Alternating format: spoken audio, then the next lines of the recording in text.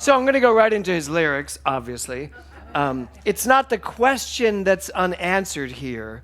It's the question that's unasked, is one of his lyrics that you all oohed over. My newest book that's going to come out sometime before I die, just waiting for the publishers to tell me when this is happening.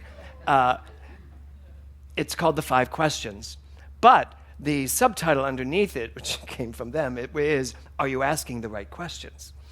And it's a provocative thing to ask. Are you asking the right questions in life? But here's what I really want to ask you today is, in the face of this, it's not the question that's unanswered, it's the questions unasked. So, are you asking questions? Are you willing to live in a world where you question everything? Everything. And I do mean everything. That we don't get comfortable thinking we know when, frankly, intelligence and wisdom is consistently evolving. It's growing. That's the thing about science. As soon as science says this is what we think it is, a minute goes by and it's like, it's not though. It's this. Oh, but it's not though. It's this. And we just keep growing. Newtonian science moves itself right into quantum science, doesn't negate Newtonian, but it does make quantum more accessible to us. And quantum is going to move into something else at some point. So the question is, are we willing to ask the questions? Are we willing to live in the question itself? So I have a question for you today, for you to ask yourself. What are you holding on to? Our theme this month is release. What are you holding on to? It's a general question because I want you to answer it on many different levels. I want you to answer it on, what are you holding on to when it comes to your relationships?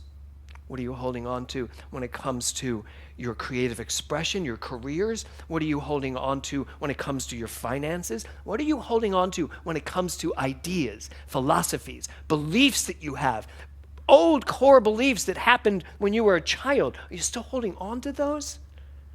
It's a really good question in this month of release. What are you holding on to?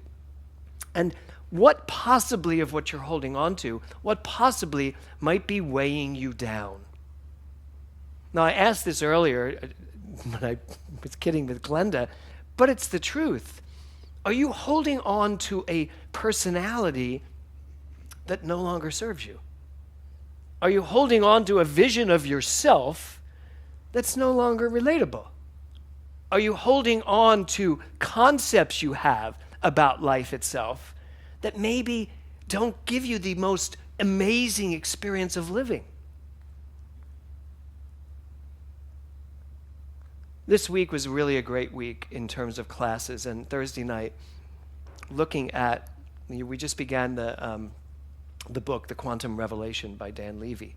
And it's an interesting thing about this book. It can make you really annoyed and furious, but then these things pop up and you're like, whoa, yeah. Am I living in a personality that I have created for myself? Well, the answer is yes, for everybody. You are all living within a personality that you have created. You, John, you created the personality you have. That's why your long hair will probably be there for the rest of your life. But think about it. We've all created these personalities, but in essence, we are quantum energy, infinite quantum energy that is expansive, and we have the capability of being anyone and anything we choose. But we've created something, and I'm not saying it's bad. I'm sure many of you love the personalities you've created. I love a lot of the ones I've created. But I'm starting to really ask myself, aren't there others maybe that I haven't even delved into yet that I might be really excited to try on for size? That's what I want us to think about this particular month. So the third question of the 5 questions is, what wants me to release it? What wants me to release it? Everything is energy. I think we can all agree with that. Everything is energy. And it's good energy. Energy is creative. It's just an energized field of pure truth.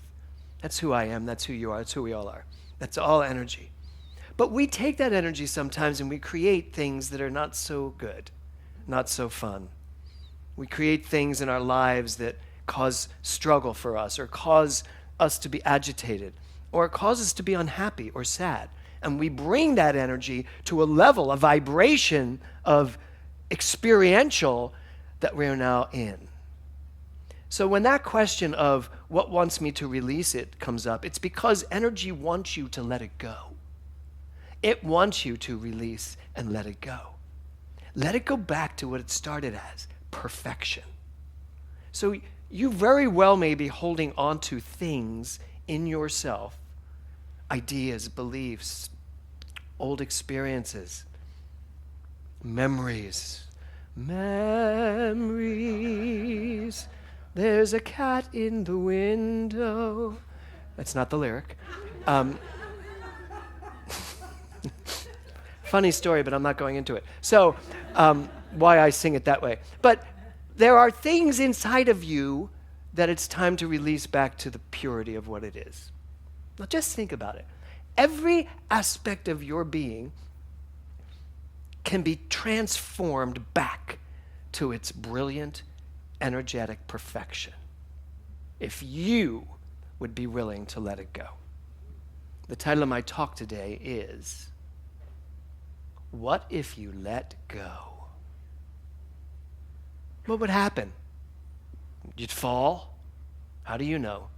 How do you know wings wouldn't sprout out your back? Because that's what's necessary. People say to me all the time, I'll be like, how you doing? I'm hanging in there. I'm like, well, let go. Noise them, mostly. Because it does sound like I'm giving them advice. But I really feel that way. If I am just hanging in there, let go. Because what fun is that?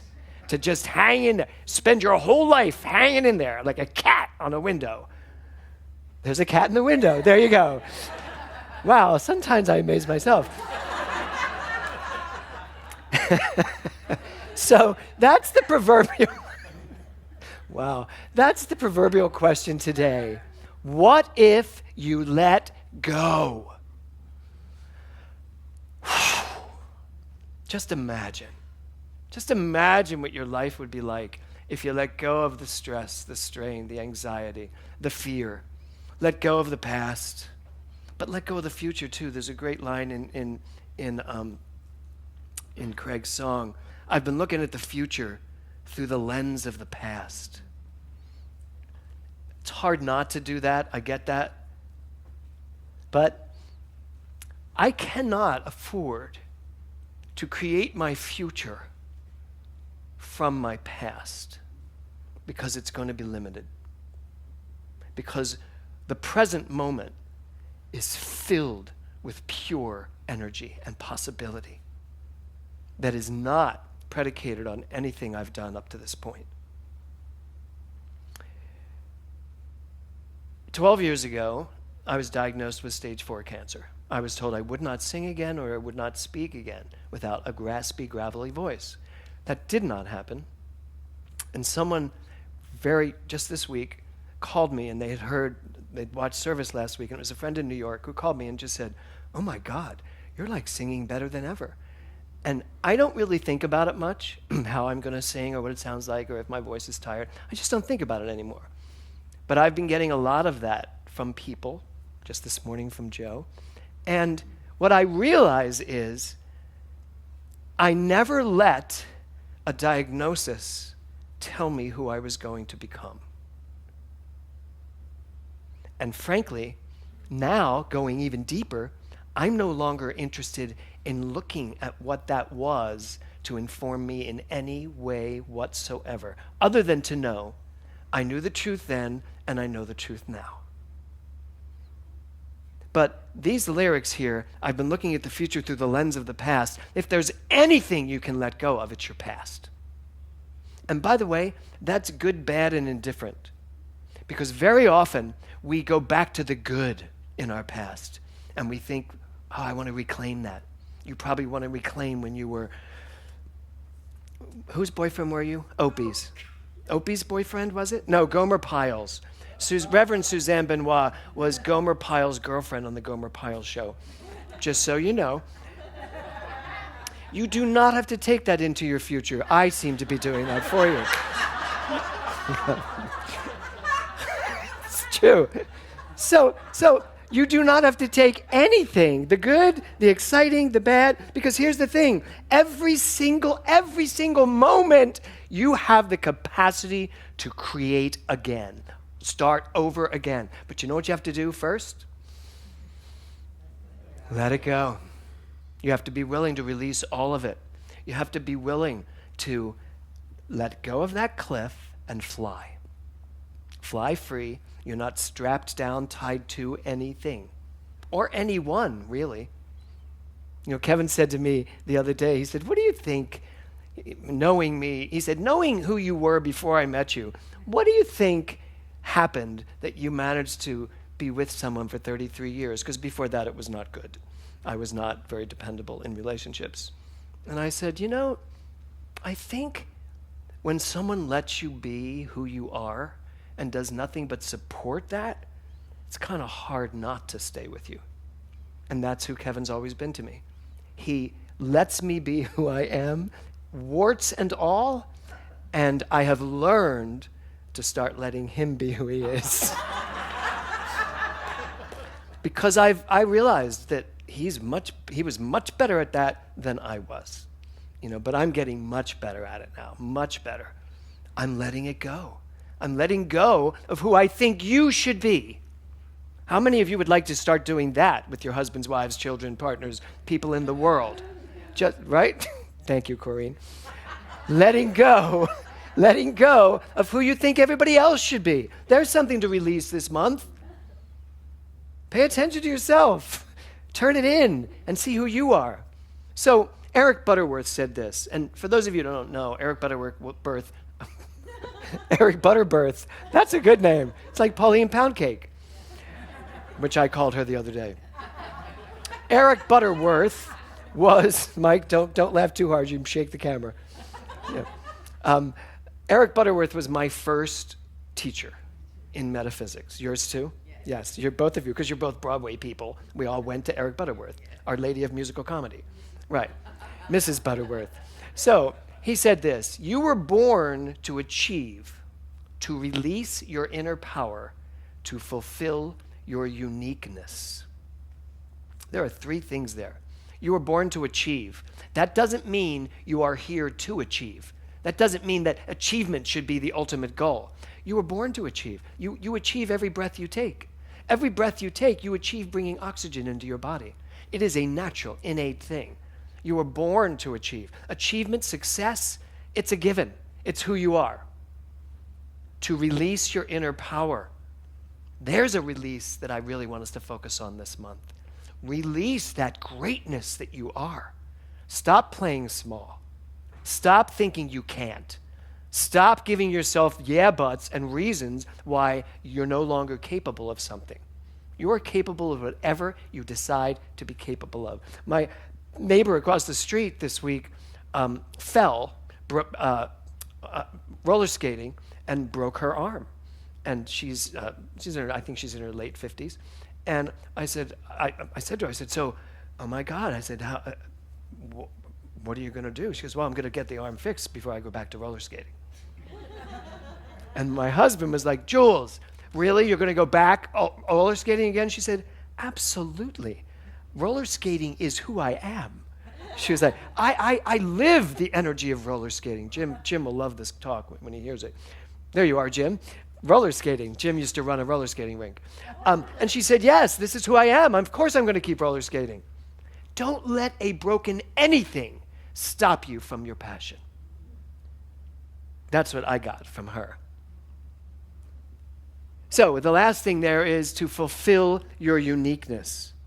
And that goes back to what I said before about don't get stuck in the person you think you are right now. There's even more for you to be.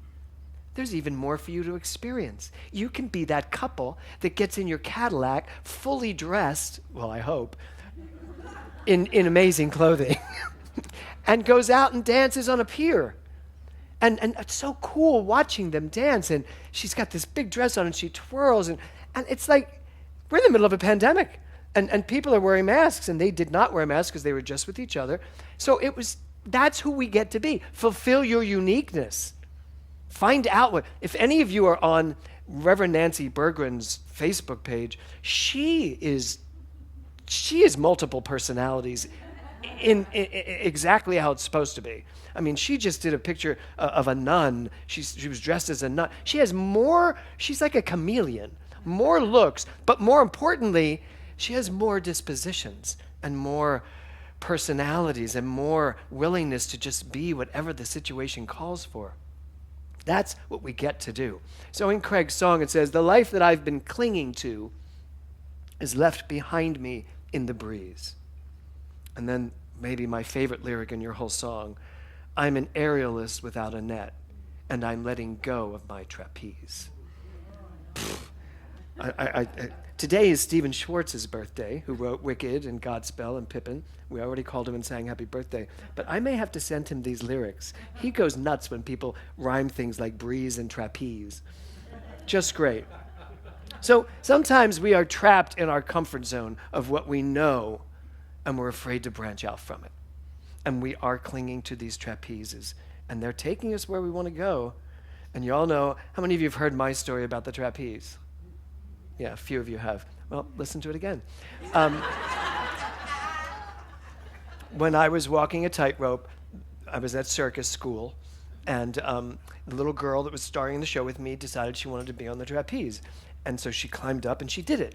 And then the guy, my trainer, said, "You need to try that too, because it'll be healthy, it'll be good for you to feel what that feels like." I was like, "No, it will not be good for me to feel what that feels like." I'm already sweating right now, goosebumps thinking about this day, when I said, "All right, I'll do it." So I climbed all the way up to the top, and I was like clinging, and they're holding my body, and they're like, "You got to grab the trapeze." I went, "My hands don't seem to want to leave this pole." And I had my wedding ring on, and he said, "You can't have a wedding ring." I said, "That's not going anywhere." I said, "I can't get and so they had to pull my hand off, take my wedding ring off. My hands are back on. And they said, "The next time the trapeze comes, grab the trapeze." The trapeze came, and I grabbed it with one hand. And they said, "Well, unless you're really good at this, you'll need both." And so they held me, and I held it. And they were like, "Now just listen. When you hear us say drop, let go of the trapeze. Just let go." Now, I'm like really high up, like it's way higher than even that pole to the roof. I'm way up. And there is a net. But I've seen those nets, you can bounce right off of it. and so they just let go of me, and there I go. Who's ridden a trapeze here? You have, of course. Yeah.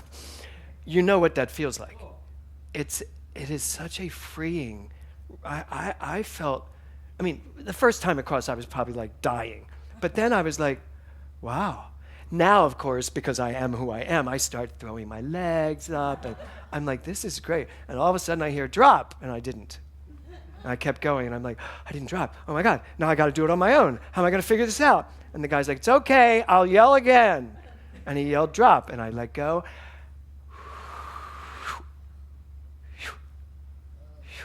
And I was like, oh my God, I will never do that again. That was my next response. And I have never done it again. But at some point, when everything opens back up again, this was in Van Nuys. There's a big circus school in Van Nuys. I would love to put a thing together for anybody that would love to go do it. And trapeze and tightrope walking, there's all these things you can go there and try. You're all like, move on with your talk. We're moving past that.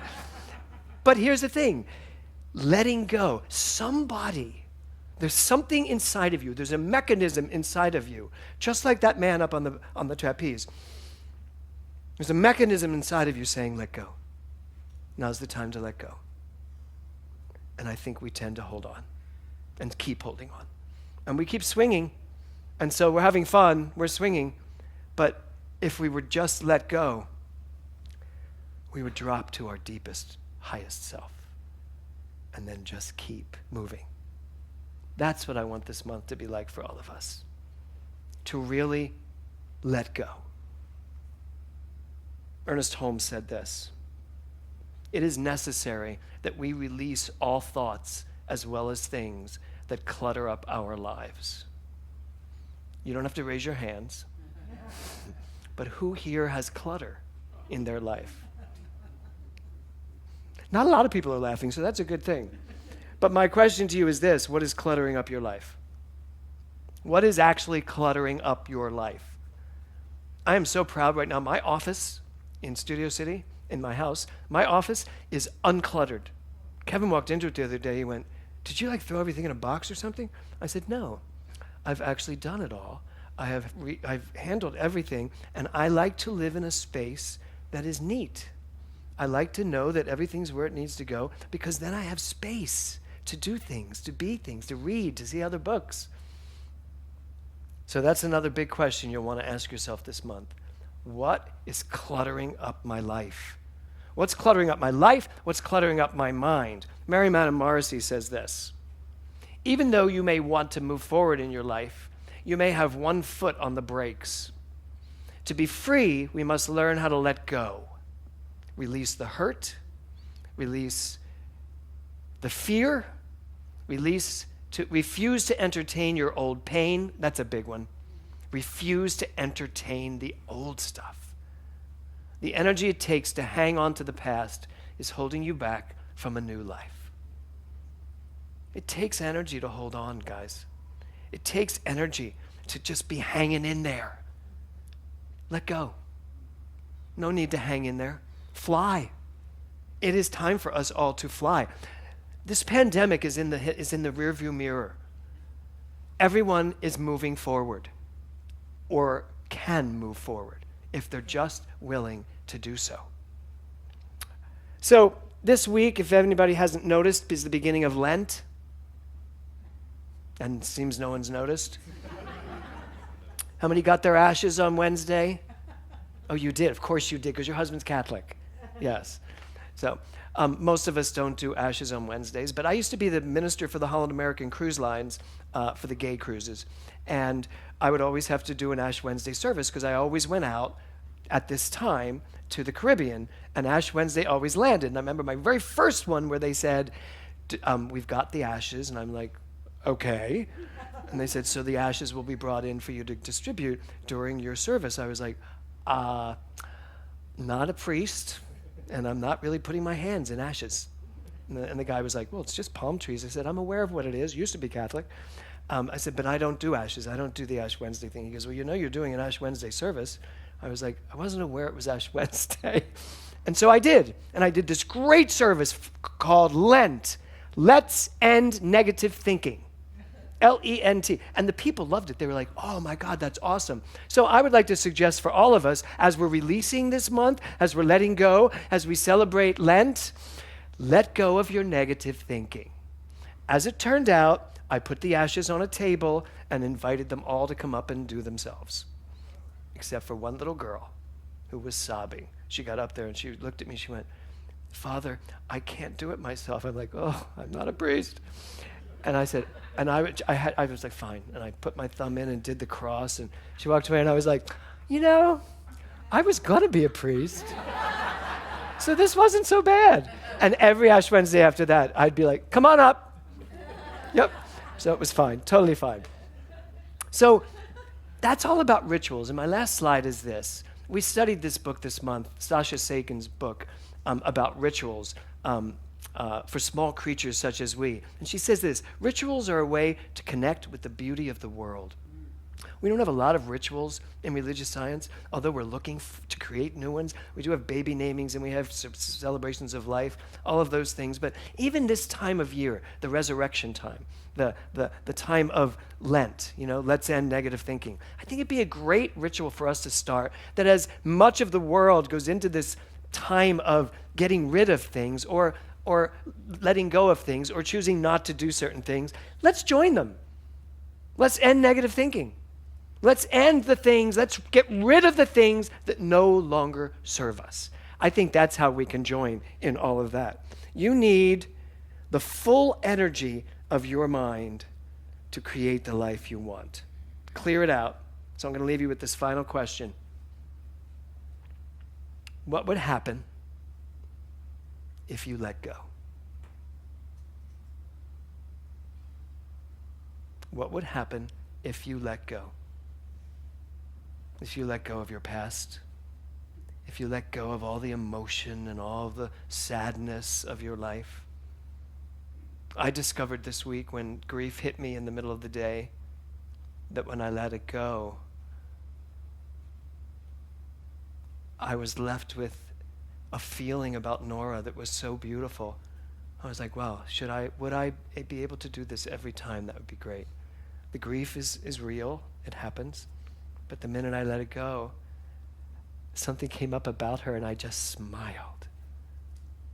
What would happen if you let it go? Well, I believe that there is a perfection and unlimited source of joy and happiness inside of you, waiting for you to let go. What if you let go? Namaste.